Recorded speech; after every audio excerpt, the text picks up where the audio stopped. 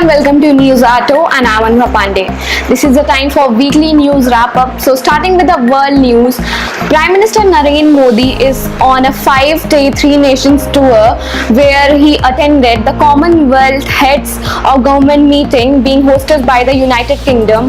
He addressed the crowd and said that people in democracy are equivalent to God, where they can make a tea seller also the president of a country. During the PM's UK visit, Tiranga was torn in a protest against the increasing crime involving women in India.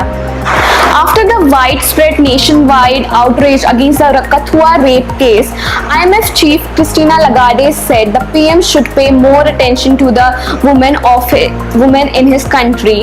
Later, she clarifies that it was her own individual statement and not of IMF's. Next news is about US President Donald Trump, where ex-FBI chief James Comey said that Donald Trump is morally unfit to be the President of United States and raised questions about his mental health. The famous cafe chain Starbucks are going to close 8,000 company-owned cafes in US on 29th May 2018 for their employees to undergo racial tolerance training. This decision was taken after 2 black men faced racial abuses standing in a queue and got arrested. Next news is from North Korea. North Korea's Supreme Leader Kim Jong-un decides to suspend the nuclear test and determined to focus on national development. The announcement was taken place after its summits in Seoul and Washington and said the country need not to show their weapons capability. Now moving on to some national news. Finally, some harsh steps are taken by our government after the nationwide outrage and protest for increasing crimes against women in India. The Union government on Sunday approved the POSCO Ordinance 2018, in which the courts can award death penalty to those convicted for raping children under the age of 12. This ordinance is now approved by the President Ramnath Kovind. An important news which raised question on judiciary.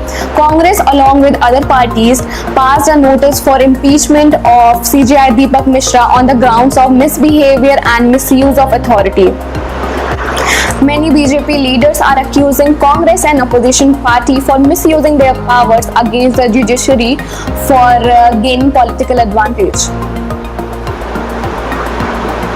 Despite of all the protests and amendments in laws to decrease the crime rates against women, another shocking crime has been reported from the Sitapur district of UP, where a father sells his own daughters to his friends to satisfy their lust and later join them in the gang rape of his own daughter.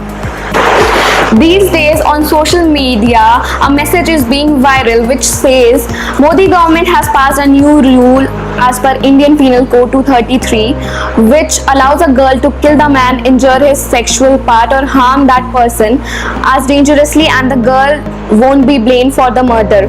To all the viewer, this is a fake message which is being circulated and no such rule has been passed by the government till date. On 19th of April, when Supreme Court was going to pass a judgment on Justice Loya's death, the website of Supreme Court was hacked allegedly by a group of hackers from Brazil. Moving on to some sports news, India finishes third in the medal tally in Commonwealth Games 2018, with Australia and England on the first and second place respectively. India finishes with a total of 66 medals. India bagged 26 gold, 20 silver and 20 bronze medal in Commonwealth Games 2018. So now let's talk about some tech news. The popular communication app Truecaller on Thursday claimed 100 million users every day, and that too in less than a year. After all the controversy, the social media giant Facebook is reportedly on high alert as the Karnataka election are approaching the D-Day. The Facebook is scrutinizing its algorithm and codes as to prevent the previous mistakes. Another social media, WhatsApp for Androids, has added some new features and bug fixes in its latest updates, which will allow the users to download the deleted media also. Technology hub China has recently developed a 3D solar device as to harness more and more energy from the sun and to increase its power capacity as a nation. Now lastly, moving forward to some entertainment news. Putting all the rumors aside, 90s supermodel Milind Soman has tied knot with his longtime girlfriend Ankita in a private ceremony. The couple share 25 years age gap, which proves that age is just a number when it comes to love. Pakistani singer Mumina Mushtasha has accused Ali Zafar for sexually harassing her on multiple occasions and said to apologize if found guilty, to which Ali Zafar had responded that he will deal with the matter professionally in the court.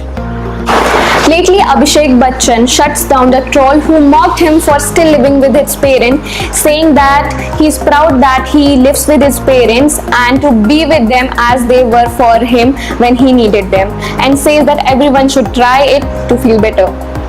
Last week, the Punjabi singer, actor, director Parmesh Verma was shot while coming back from a concert in Mohali. But now it's a relief for his fan as he's discharged and taken to a safer place by his family. So this is it for this week's news wrap up and hope you like the video. If you wish to be updated with all the latest news, please subscribe to our channel and hit the bell icon below. Hope to see you next week. This is Anubha from Newsato.